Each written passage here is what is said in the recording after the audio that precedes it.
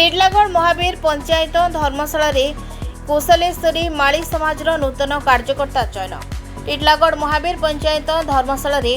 कुशलेश्वरी माली समाज पक्षर नूतन कार्यकर्ता चयन कर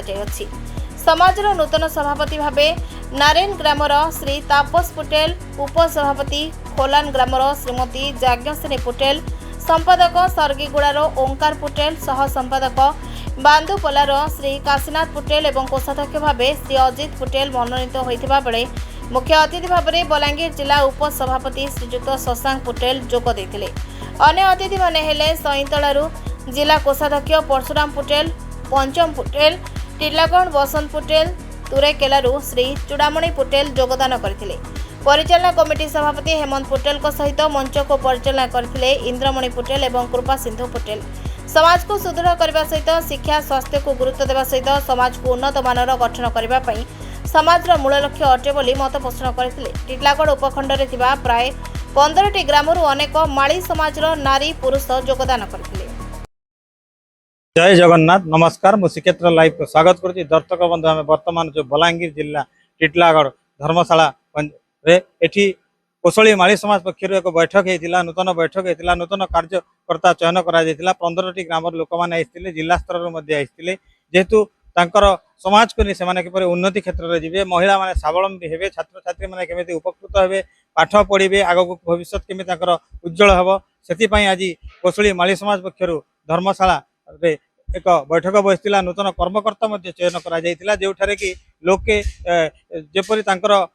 समाज रे क्या जदि रक्त दरकार से ग्रुप माध्यम लोक सूचना देवे एवं से माने निज समाज को रक्तदान देवा सहित अन्य मानक प्रदान करिवार सुविधा करछन्ती। एक नियारा चेष्टा चली कोसली माली समाज पक्षर आसतु कौन रही कौन से कार्यक्रम आगक रही सीधा सड़क आम प्रतिक्रिया नवा। मोर ना परशुराम पटेल आ मुई आमर माली समाज कुशलेश्वरी माली समाज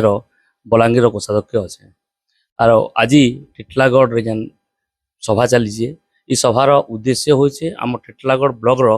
सभापति संपादक नूतन कर्मकर्ता चयन मुख्य उद्देश्य आउ समाज केन्ता करे आगे जीवा स्वास्थ्य शिक्षा केन्ता अग्रणी हवा तार उपरे आज मीटिंगटा होता। धन्यवाद।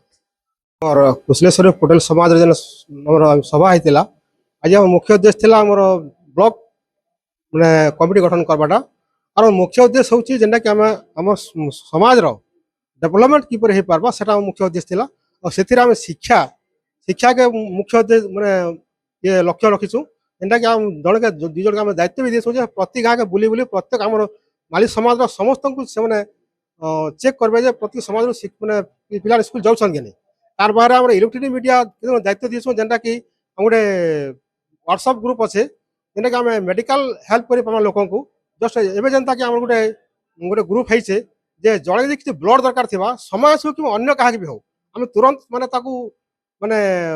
इलेक्ट्रोनिक मीडिया छाड़ी दे पार्छू जार जेन ग्रुप दरकार थी बोले आम समाज बाहर भी आम लोग साहय ब्लड देखिए आम लोग सेव कर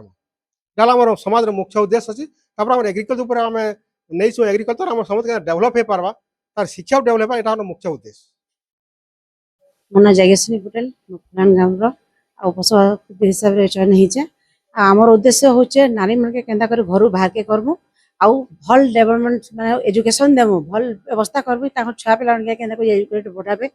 पढ़ापढ़ी विषय हो अन्य क्षेत्र रे भी हो से मन के आके केंदा निजर माँ मान ही छुआ मन के आके करबे बापा माने कमे दिबे माँ माने एजुकेशन देबे छुआ मन के जे घर बाहर शिक्षित हो भल काम कर आउ आमर माली समाज के आके नियो बोली शिक्षा देबे। समस्त को मोर नमस्कार। आज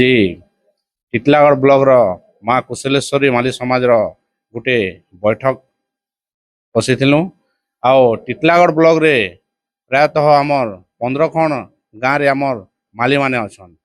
आओ आगे आज बहुत खुशी लगला 15 खण गाँव रो समस्ते आसीथिले सर आमर जेते माली परिवार अच्छु समस्ते आसिकिना आज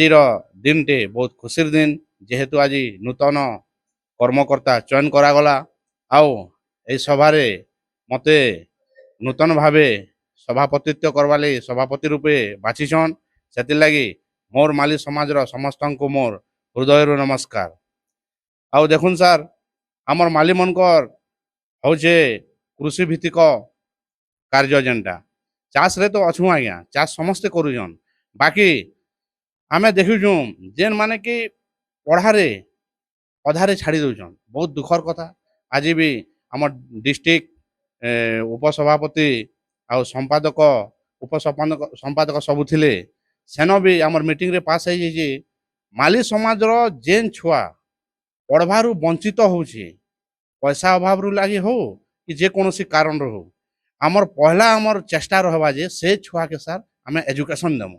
फ्री रे कमिटी आडो जहाँ भी लागू आमे चेष्टा करमु ताके एजुकेशन करवा लगी एजुकेटेड करवा लगी इटा होचे आमर मुख्य उद्देश्य तापरे आमर जेनता कि